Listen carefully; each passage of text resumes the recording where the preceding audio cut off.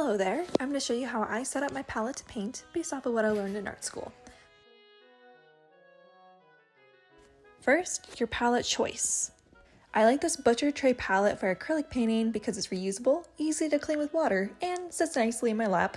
What palette you go with should complement the medium you use. For example, oil painters may opt for a wooden palette for that reason. Also, consider how you're going to paint. There's a hole in the wooden oil paint palette so that you can hold it with your thumb and your arm. Cool if you want to stand and paint. Others may want it off to the side of you, like if you use glass as your palette. Consider if you want a long-term moment or if this is for a one-and-done craft. Go with the paper plate if it's for the latter. These photos are from my experience in school, by the way. A spray bottle is a must-have for cleaning. You just need to have it in that mist setting so that you don't just drench your palette in water. So I use a broken off palette knife to scrape the paint off easier. Please use a proper razor thing though, because it's just, this thing is not, I wouldn't recommend. I've gotten a few cuts, but I don't like change, so whatever. Moving on. What colors should you use? Definitely a titanium white, hot and cold versions of each of the primaries, and black paint. Or to be more clear, in art school the exact colors would almost always be Alizarin crimson, which is a warm red, Cadmium-Free red medium, which is a cooler red, lemon yellow, which is a cool yellow, yellow ochre, warm yellow, phthalo blue, which is a cool blue, and ultramarine blue, which is the warm blue.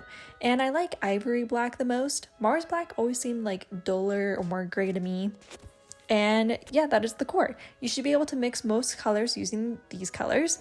I like having purple in there too, and because I'm usually painting fur, I'll add in a burnt umber.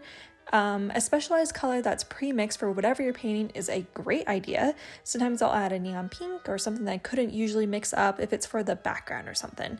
Always place your colors in the same spot. That way color mixing becomes more of a second nature to you. It doesn't matter how you place them as long as it makes sense to you. Cool, now you're ready to paint anything. I'm going to paint a bit in the center to show you how I clean it. Now I didn't exactly wait long enough for it to completely dry, so the colors will run.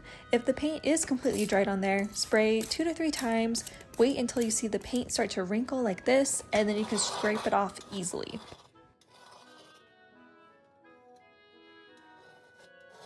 Use a rag to dry and polish. Of course, I had to make a mess though.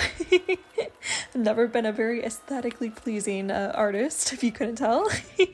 If you want to save the paint for later, I recommend making sure that the paint is put into piles. Ugh, gross. I don't know how else to describe it though. So yeah, this way it won't dry as fast.